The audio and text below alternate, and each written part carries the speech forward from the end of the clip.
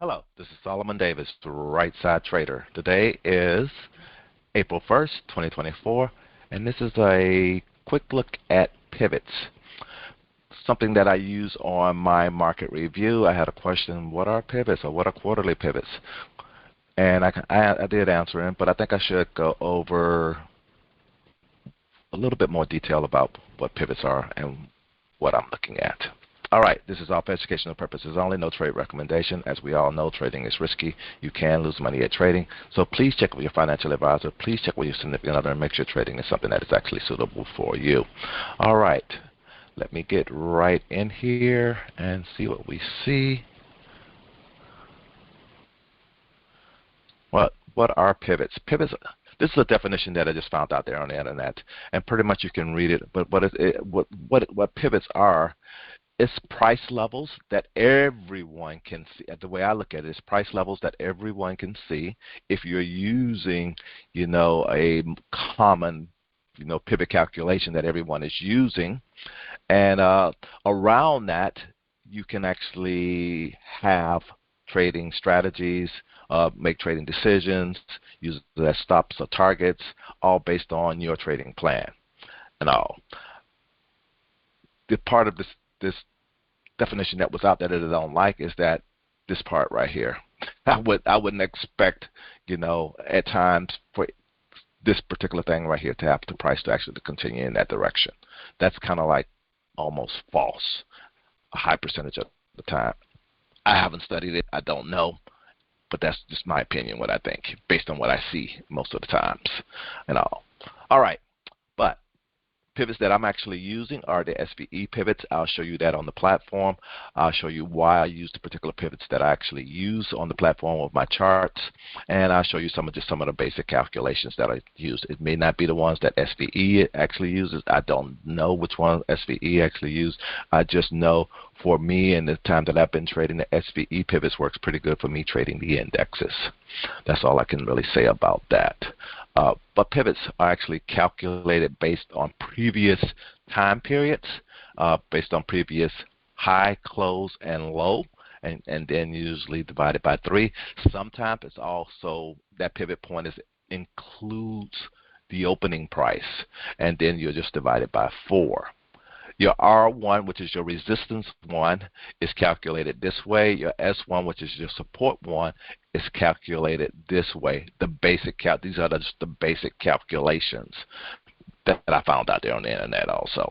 I used to write my own. I do have my custom pivots that I do have, so I have my own little formula the way I actually do it, and that I use.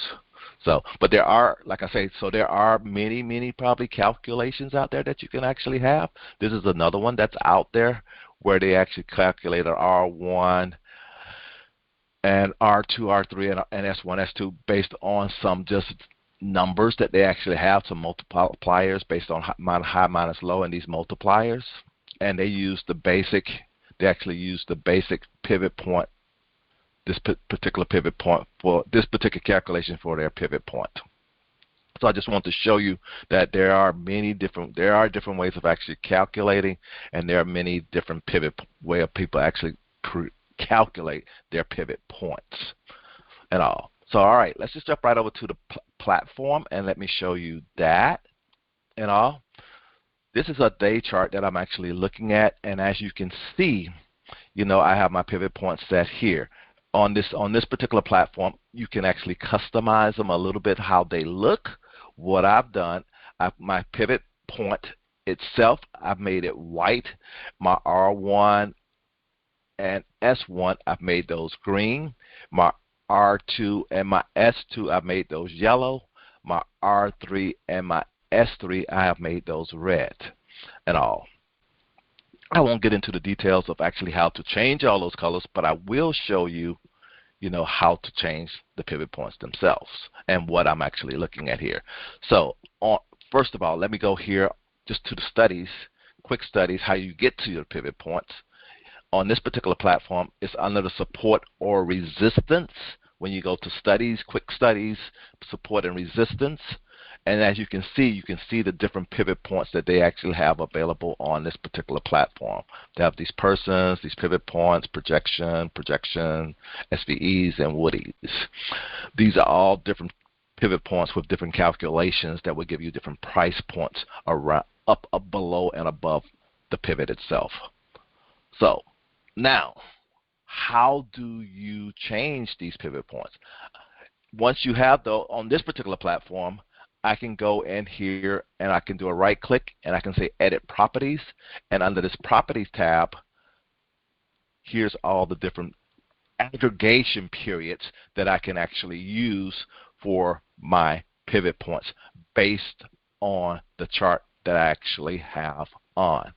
If I want to go all the way down to a minute, well, let's actually show, apply, and say okay. It doesn't show because the period that I have on is greater than a minute. That means I have to go down to a minute, and I don't have a minute here, so I have to go here, go time frame, change this to a minute, and say okay. Now, if I wanted minute pivot points, I can actually have minute pivot points. Doesn't make too much sense to me, but based on your trading style, your trading strategy, that's your minute pivot points that you can actually have. So don't know why or what you'll be using that for, but let's go ahead. I just want to show you that and show you a couple things here why they wouldn't show up if the aggregate period is greater than if the candles on your chart period is greater than your aggregate period, they will not show up. Study, study, study. Repeat, repeat, repeat this piece if you don't quite understand what I'm talking about. I'll be showing it to you again. So let's go in here again and see what we're talking about. I can right, another way that I can go in here, I can right click on the pivot and I can say edit study, and it brings it up. And this is again where if I increase this to 5 minutes, let's go to an hour, because I just want to show you something. If I go to an hour, because what you usually see me on my day trading thing, I usually have a 5-minute chart on there. If I go apply and say okay, now since I have something lower than that, I have pivots on here, and I have hourly pivots on here. I can see that the market's open somewhere below the pivot and went above the pivot. This is all based on, you know, an hour pivot. Not much use to me, again. So I don't like it. Again, I don't even like being at this particular time period. What I would be at is a 5-minute time period. Zoom in here, and now this is where I would be. This is one of the things that definition was talking about. If it starts breaking above, you know, a pivot point or one of these things, that you can expect it to go higher. You know, it works sometimes, just like anything in the market. You can always get it to work. Like a clock is always right twice a day. These pivot points are probably always right twice a day, something like that. You know, so I don't take those type of things too serious when it comes to those type of definitions. The thing is study, back test, study, back test, study, back test. But what I really want to show now, let's get to where I showed you something down here on these lower time frames. Let's get to what I actually look at and what I'm showing you every week. So here on the quarterly chart, so based on that information that I just gave you, so on a quarterly chart, I have to have a pivot that is defined greater than that quarter. So that means edit property, I have to go to what's available here. If I go to quarter, I will have a pivot line for each individual, I hope you're seeing this, for each individual candle, and that's what you're seeing here right now. But if I change this, let me go here, go edit, and I change this to a year, apply, say okay. Now I have pivot points that will cover, should be, how many quarters are in a year? Should be 4. So a yearly pivots, I should have 4 candles within these pivot points, and that's why I do what I do. Because again, I want to have yearly pivots on my chart. I want to see, you know, how my 4 quarters are playing out for me. That way I can see it. Now let's just go down quick. Now that I've shown you all that, I'm gonna go down real quickly through all what I normally show. Is monthly. Then I change it to quarterly pivots. Let's just, it's easier for me to do it this way. And I change it to quarterly pivots. You're being able to see that. Apply, say OK. And this is what you normally see. Since I have quarterly pivots on, you should see 3 months, 1, 2, 3 months. And that's what you see. Now if I go down to a weekly chart, and I change these to monthly pivots, apply, OK, and I zoom in a little bit.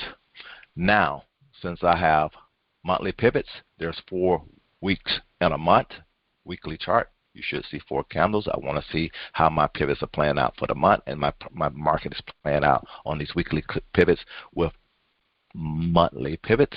And now if I go down to a day, so what am I going to want to go down to? I'm going to want to go down to a weekly aggregate period for my pivots. So a day.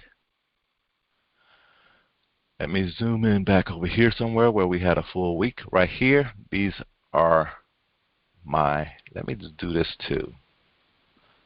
I'm going to try to zoom in here just, this thing starts doing a little crazy crap for me. And do that.